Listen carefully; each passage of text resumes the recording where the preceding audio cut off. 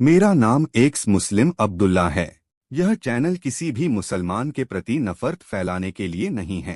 हम यहाँ केवल वही इस्लाम दिखाते हैं जिसकी व्याख्या कुरान और हदीस में की गई है।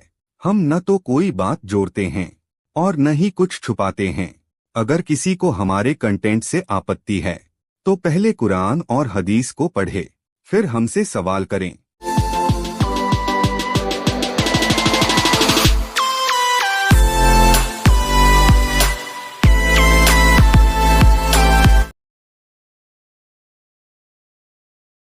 हेलो दोस्तों, जय हिंद, वंदे मातरम, भारत माता की जय। मेरे भाइयों, बुजुर्गों, दोस्तों, अजीज साथियों, स्वागत है आपका अपने इंडियन एक्स मुस्लिम अब्दुल्ला चैनल पर। तो भाइयों, आज हम बात करेंगे कुरान के अंदर टकराव पार्ट 3। तो आपने मेरे कुरान के टकराव पार्ट 2 देखे होंगे, 2 पार्ट देख लिए होंगे और ये पार्ट 3 है। ठीक है भाइयों, जबकि मैंने आपको 2 पार्टों के अंदर साबित किया है कि कुरान के अंदर टकराव है। तो कोई भी मुसलमान भाई इस चीज को चेक करे कि वाकई क्या कुरान में टकराव है, और अगर कुरान में टकराव है तो क्या ये अल्लाह का कलाम हो सकता है। तो अब ये मैं अपनी बात रखना चाहूंगा इस वीडियो की। तो सबसे पहली आयत मैं आपके सामने रखना चाहूंगा, सूरे अनफाल की आयत नंबर 65। क्या लिखा हुआ इसके अंदर कि ए नबी, ईमान वालों को जिहाद का शौक दिलाओ। अगर तुम में 20 भी सब्र करने वाले होंगे तो 200 पर गालिब रहेंगे, और अगर तुम में 100 होंगे तो 1000 काफिरों पर गालिब रहेंगे, इस वास्ते कि वो बेसमझ लोग हैं। तो इसमें कहा जा रहा है कि अगर आप 100 होंगे तो 1000 पर गालिब होंगे, और अगर 10 होंगे तो 100 पर गालिब होंगे, 1 होंगे तो 10 पर, यानी 10 से मल्टीप्लाई कर दिया, मतलब कि एक आदमी 10 पर गालिब रहेगा। इस आयत से ये पता चलता है कि अल्लाह ताला कह रहा है कि तुम में अगर एक बंदा होगा तो वो 10 पर गालिब होगा, और 10 होंगे 100 पर होगा, 100 होंगे तो 1000 पर गालिब होंगे।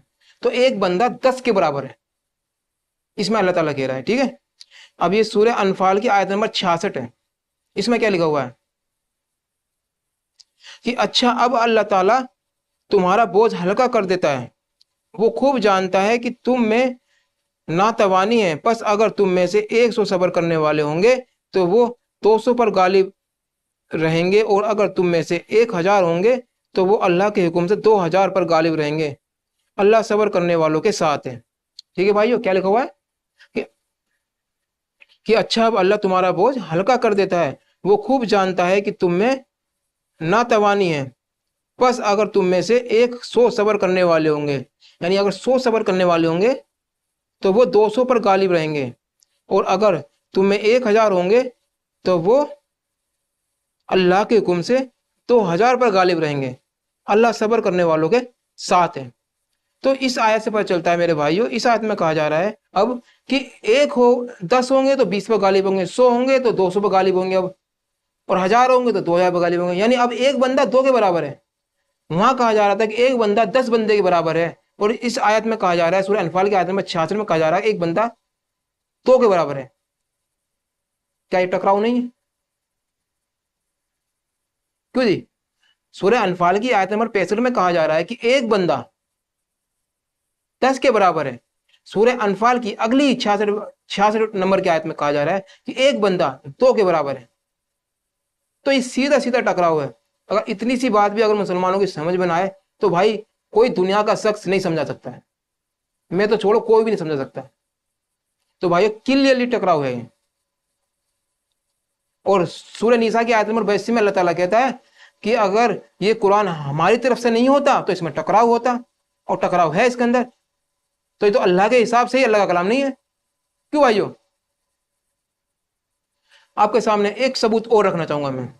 ये सूरह निसा की आयत नंबर 15 है। इसमें क्या लिखा हुआ है कि तुम्हारी औरतों में से जो बेहयाई का काम करें, इन पर अपने में से 4 गवाह तलब करो, यानी 4 गवाह उनके लिए इकट्ठा करो। अगर वो गवाही दे दें तो उन औरतों को घरों में कैद रखो, यहां तक कि मौत इनकी उम्र को पूरी कर दे, या अल्लाह ताला इनके लिए कोई और रास्ता निकाले। ठीक है भाइयों, तो उसको कमरे में बंद कर दो जब तक वो मर ना जाए, अगर कोई औरत बेहयाई का काम करती है। तो इस आयत से हमें यह पता चलता है कि कोई औरत अगर बेहयाई का काम करती है तो उसे मौत तक कमरे में बंद कर दो। ठीक है, क्लियर? اب یہ دیکھو سورہ نور کی آیت نمبر 2 کیا کہتی ہے کہ زناکار عورتیں و مرد میں سے ہر ایک کو 100 کوڑے لگاؤ، ان پر اللہ کی شریعت کی حد جاری کرتے ہوئے تمہیں ہرگز ترس نہ کھانا چاہیے۔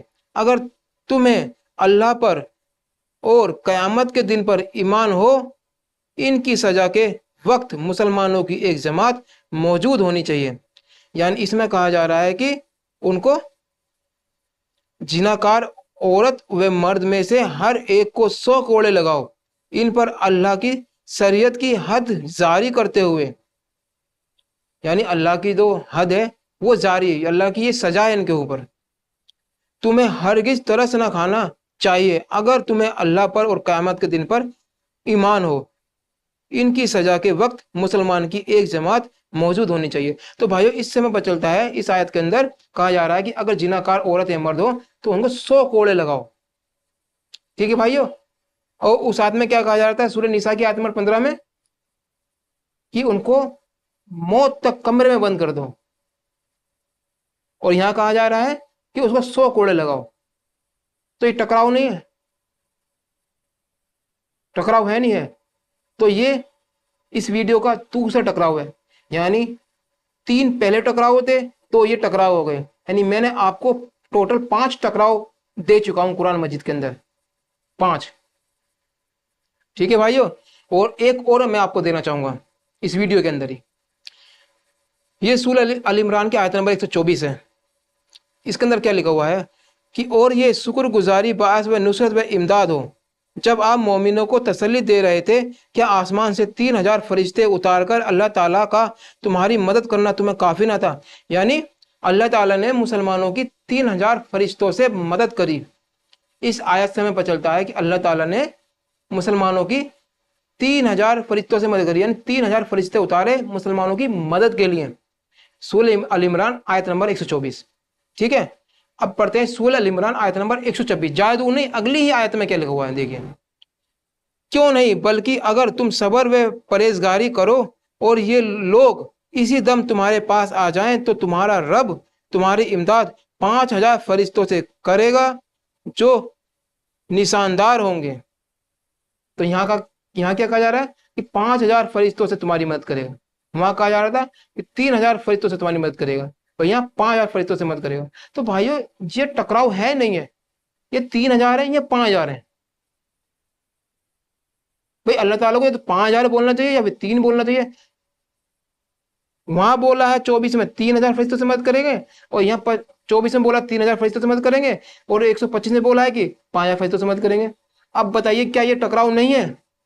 اگر بھائیو یہ واقعی ٹکراؤ ہے جو میں آپ کو بتا رہا ہوں، اور یہ ثابت ہوتا ہے یہ ٹکراؤ ہے، آپ خود چیک کریے چیز کو، یہ کلیئرلی اور صاف صاف دکھائی دیتا ہے کہ یہ ٹکراؤ ہے قرآن مجید میں۔ میری یہ تینوں ویڈیو دیکھیں ٹکراؤ والی، اور تینوں ویڈیو کو دیکھنے کے بعد آپ فیصلہ کریں کہ کیا قرآن میں ٹکراؤ نہیں ہے، کیا قرآن میں ٹکراؤ نہیں ہے۔ اور اگر آپ کو ایک بھی ٹکراؤ ثابت ہوتا ہے 5 میں سے، سن لو میرے مسلمان بھائیوں، اگر ایک ٹکراؤ بھی اگر آپ کو ثابت ہوتا ہے ان 5 ٹکراؤ میں سے، تو سورہ نساء آیت نمبر 82 کے حساب سے قرآن اللہ کا کلام نہیں۔ اور جبکہ میں نے 5 کلیئر ٹکراؤ آپ کو دیے ہیں، یہ کلیئر ہیں، جو کم دماغ کا بندہ ہوگا نا اس کی بھی سمجھ میں آ جائیں گے یہ، اور زیادہ دماغ والے تو یہ سب جانتے ہیں، وہ تو بیوقوف بنا رہے ہیں۔ تو یہ ویڈیو میرے ان بھائیوں کے لیے ہیں، میرے جیسے بھائیوں کے لیے، میرے جیسے بھائیوں کے لیے، جو ہم جیسے بندے 99% مسلمان جو ہوتا ہے ان کو ان چیزوں کے بارے میں پتہ ہی نہیں ہے، وہ نہیں جانتا کہ ایسی ایسی چیزیں قرآن مجید میں لکھی ہوئی ہیں۔ ایک جگہ اللہ کہہ رہا کہ ٹکراؤ ہوتا ہے اس کے اندر، تو یہ انسان اللہ کا کلام نہیں ہوتا، اور پھر ٹکراؤ اس کے اندر اتنے سارے ہیں۔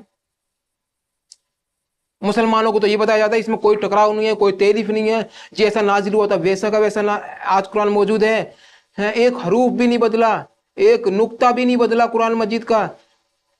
اور جب تحقیق کرتے ہیں پتہ چلتا ہے کہ نقطے تو تھے ہی نہیں نبی کے زمانے میں، کیونکہ عربی اتنی کیپیبل ہوئی نہیں تھی، اتنی ڈیولپ ہوئی نہیں تھی کہ اس میں نقطے اور زیر زبر لگائے جاتے۔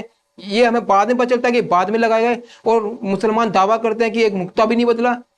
تو یہ ایسے ہمیں بیوقوف بنایا جاتا ہے، اور اس میں کوئی ٹکراؤ نہیں ہے، کوئی حدیث قرآن سے نہیں ٹکراتی، मैं डॉक्टर जाकिर नाइक के बयान सुने, वो कहता था कोई हदीस कुरान से नहीं टकराती, कुरान किसी हदीस से नहीं टकराता, और जबकि कुरान कुरान से ही टकरा रहा है, और हदीसें तो इतनी सारी टकरा रही है कुरान से कि मैं तुम्हें क्या बताऊं। यहां तो मैं कुरान को कुरान से टकराने वाली आपको बात पेश कर रहा हूं, और हदीसों की बात करूंगा तो तुम थक जाओगे। तो भाइयों, ये सोचने वाली बात है, सोचने वाली बात है। इसलिए मैंने कुरान कुरान की टकराव आपके सामने पेश कर रहा हूं। आप सोचो और समझो।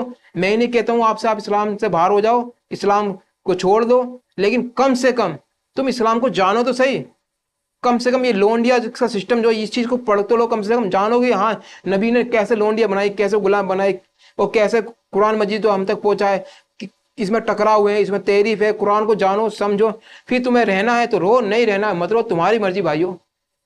लेकिन मैं जानता हूं जितनी मुझे नॉलेज है, जितनी मुझे नॉलेज है, कि अगर कोई इंसान कुरान को समझ लेता है, अगर कोई इंसान इस्लाम को समझ लेता है, वो इस्लाम में रह ही नहीं सकता। गारंटेड कह रहा हूं कि जो इंसान इस्लाम को समझ लेगा वो इस्लाम में रह ही नहीं सकता, अगर वो वाकई एक अच्छा इंसान है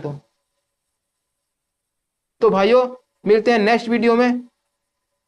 सब अपना ख्याल रखें, और बहुत बहुत शुक्रिया हमारी वीडियो देखने का। हमारी वीडियो को शेयर करें और सब्सक्राइब करें हमारे चैनल को, और फिर मिलते हैं नेक्स्ट वीडियो में। तो जय हिंद, वंदे मातरम, भारत माता की जय। मेरा नाम एक्स मुस्लिम अब्दुल्ला है। यह चैनल किसी भी मुसलमान के प्रति नफरत फैलाने के लिए नहीं है। हम यहाँ केवल वही इस्लाम दिखाते हैं जिसकी व्याख्या कुरान और हदीस में की गई है। हम न तो कोई बात जोड़ते हैं और न ही कुछ छुपाते हैं।